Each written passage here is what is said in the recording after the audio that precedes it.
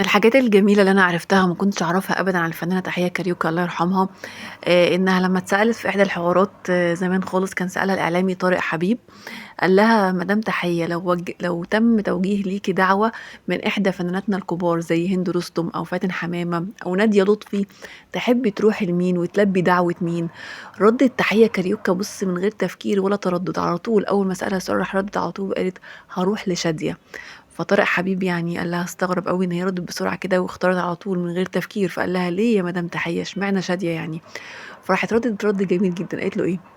قالت له: "باحبها وهي كمان بتحبني، إحنا صداقة ممتدة مش هاقول لك من إمتى عشان شادية ما تزعلش، ولو ما كانتش شادية موجودة يبقى هاروح لفاتن حمامة." بصراحة ردّها جميل جدًا وباين قد إيه حُبّها للفنانة شادية، هُم الاتنين فعلًا كانوا جُمال مع بعض وهُم الاتنين ما شاء الله اعتزلوا ولبسوا الحجاب برضه حاجة في قمة الروعة يعني، وكان معروف دايمًا في الوسط إن هُم الاتنين فعلًا حُبّهم لبعض خالي من أي مصلحة، يعني مش بيحبوا بعض عشان خاطر مصلحة معيّنة أو عشان حاجة معيّنة، لأ بالعكس هُم بيحبوا بعض كده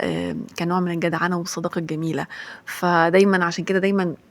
كانت تحية كاريوكا لمّا تطلع في أي لقاء زمان كانت دايمًا تتكلم عن شادية وعن جمالها، وكانت تقعد تقول عنها كلام جميل جدًا من كتر حُبّها فيها، وكانت دايمًا تتكلم عن صداقتها بيها، وكمان الفنانة شادية برضه كانت بتحبها جدًا وتبادلها نفس الشعور برضه، لدرجة إن هي تحية كاريوكا في آخر جوازة ليها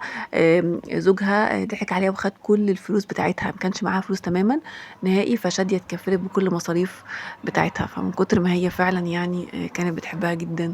هُم الاتنين ربنا يرحمهم بصراحة كانوا جُمال. وما أعتقدش إن إحنا في الفترة اللي إحنا فيها دلوقتي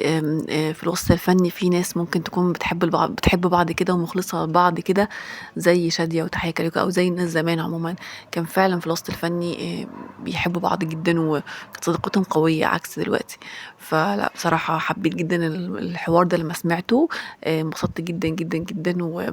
وفعلًا عجبني أوي وخلّاني أنا أصلًا باحب شادية جدًا من زمان يعني، فخلّاني حبيتها أكتر، وتحية كاريوكا برضه حبيتها جدًا لمّا يعني شُفتها بتتكلم عن شادية بالجمال ده، فدي حاجة من الحاجات اللي أنا حبيت أشاركها معاكم ويا رب تكون عجبتكم.